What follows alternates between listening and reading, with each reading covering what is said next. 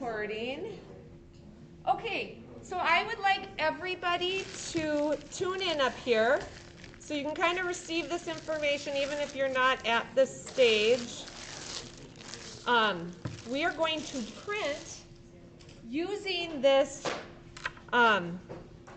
this type of block printing ink. So if you get it in your clothes, it will likely want to stay in your clothes. So do your best to be mindful when you are printing that, you know, you kind of roll up your sleeves. I'd wear one of these aprons. They will protect your clothing, you know, wherever it's covered. Now this type of ink, it's a little stickier than like acrylic paint, say. So I also want you to do this, so I'm literally showing you.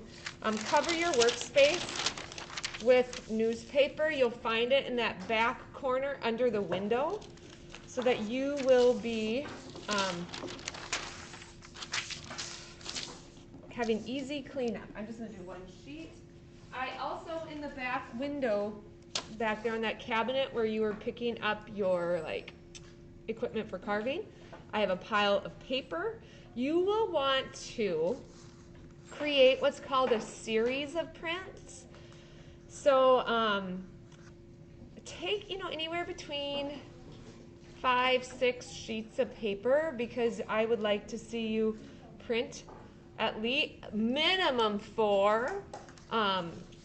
But go ahead and, you know, print, you know, really in this situation, like max up to 10 prints, let's just say, just so that we aren't like going through all of this ink, like, you know, unnecessarily. So what you're going to do is I'm going to have these plates available, and then I will likely run out of them because I only have so many, but then we're going to switch to using,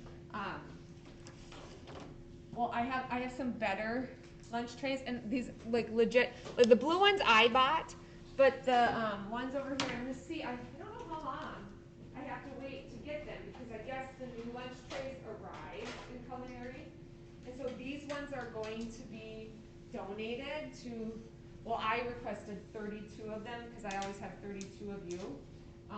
These ones I have because I have gotten lunch on them and I haven't returned them because I know I get to keep them. But I like these ones better because they're smoother.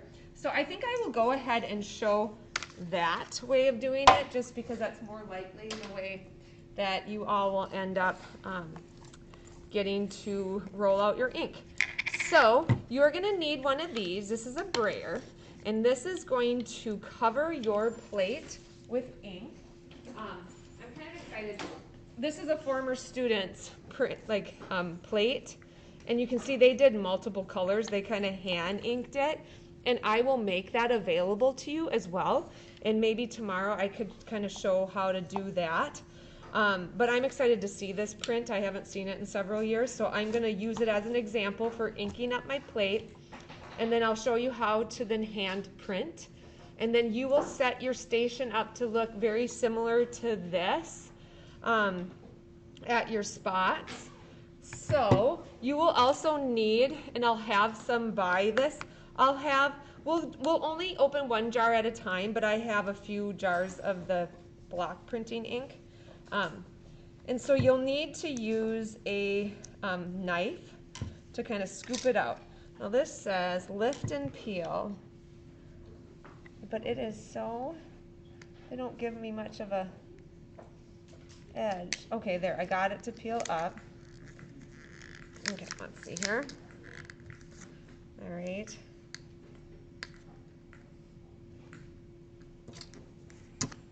So that's another way of doing it.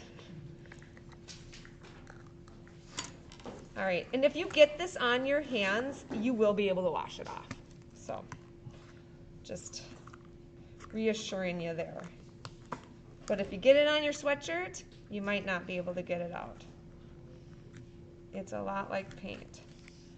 All right, so I got that open. I'm going to just scrape this off for the sake of being resourceful and using it.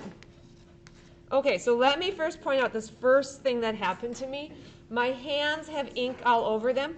If I go to pick up a piece of paper, I'm going to get it everywhere. So rule number one when you're printing is you need to maintain clean hands. In a workstation as well, it needs to be clean. Now I won't get this messy. This is just from opening up the ink. But you don't want to have the ink in places where it's not supposed to be. You will find that you're going to have a lot of white space around your print. This one's a little bigger on this paper, but that's good because you're going to want to be able to have, that's a very physical feature of a lino print, is having a lot of that white negative space around your print, because then you can sign it, you can kind of indicate how many how many you printed in that particular edition. Okay, just washed my hands and now I'm touching this again. Interesting choices. Okay, so here's the first piece of information that I want to share with you. I put the ink on just one side of my tray. Now I'm going to just really lightly, kind of pull it up, and you'll see here it's really goopy. I would never want to then go to my plate and start rolling it, because what would happen is it would fill any of the crevices that you carved out. So we want it to be a nice thin layer of the ink on the brayer. So I'm kind of rolling it in several directions, and you'll start to kind of hear this, it's like a crinkle noise, and then you'll see that it's just very evenly distributed on the roller.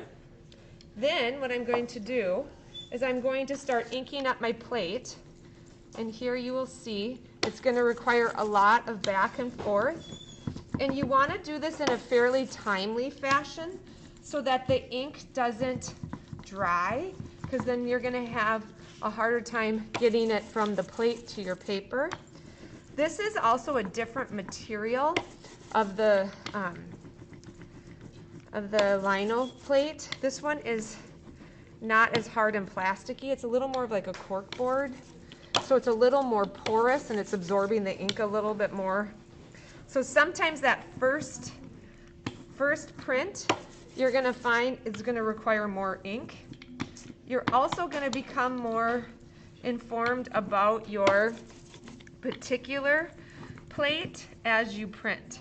So there's a little kind of getting to know your plate.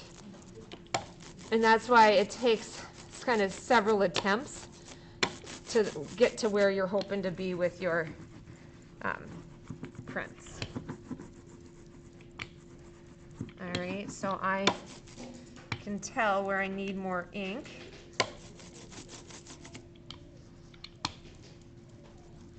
Like I said, so you'll become more aware of where you need to make sure you got ink. This is kind of that first moment when you ink up your plate as well, that you kind of discover your choices that you made for carving. All right, so I'm going to call that good enough for now. I'll set that over here. Now the next thing you're going to do is you're going to take your piece of paper, make sure you're not laying it on wet random ink. So you want to just always be maintaining a clean workstation. And then you're going to set the paper down, and then you're going to take your plate and you're going to do the best you can to center it before you drop it. All right, so I just did that. I'm going to pay attention to, like, I just got ink on the edges of my fingers, so that's what I use the apron for. Now I'm going to take my hand and carefully slip underneath the paper to flip it, because then you can choose to use one of these, which is a burnisher that will help kind of press the paper into your plate. You could also use the palm of your hand. I find that one is the most informative, because then you can tell where you're hitting on the plate and then maybe where you need less. You just have more kind of physical information. All right, then what I like to do, so now pay attention to this, I don't just peel it all the way off and go, okay, good. I like to kind of peel it up and peek at it and keeping my one hand so nothing's moving, but I can see if I need to rub a little bit more, and then I'll go ahead and add a little more pressure in areas. So you could check all 4 corners, because sometimes the corners are harder. I can kind of peel up here and look. All right, going along the edge. And this, you know, you could argue, well, I'm going to give it a little more rub in the middle. So think like you're stamping. It's very similar concept. And now here is my print. And I can see like, okay, remember how I said the first time around, this, because it's more porous, I now know, okay, if I add a little more ink, I'll get more definition here. And you're going to find each print is going to be physically unique from like one print to the next. But like I said, you'll become more informed as you go.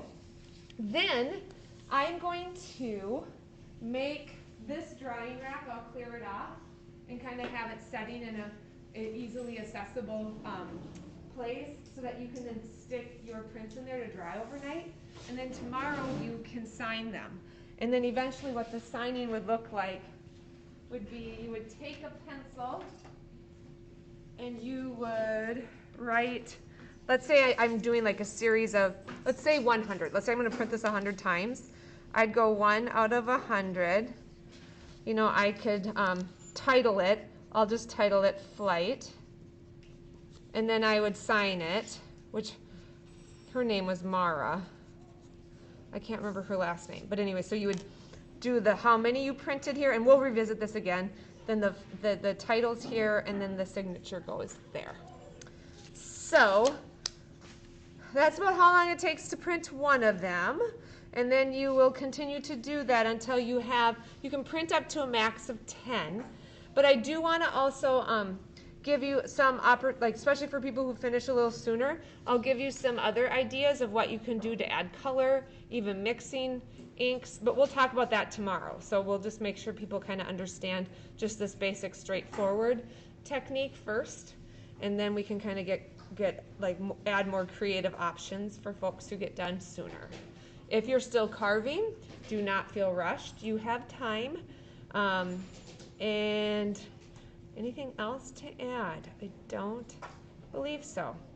So I'm going to get all the materials back there so you can gather to create a station that looks very similar to what you see here. And again, you can either use the palm of your hand or you can use one of these burnishers. I only have 3 left. Some have grown legs and left the room. I don't know where they went. So that is that. Yeah, let me stop.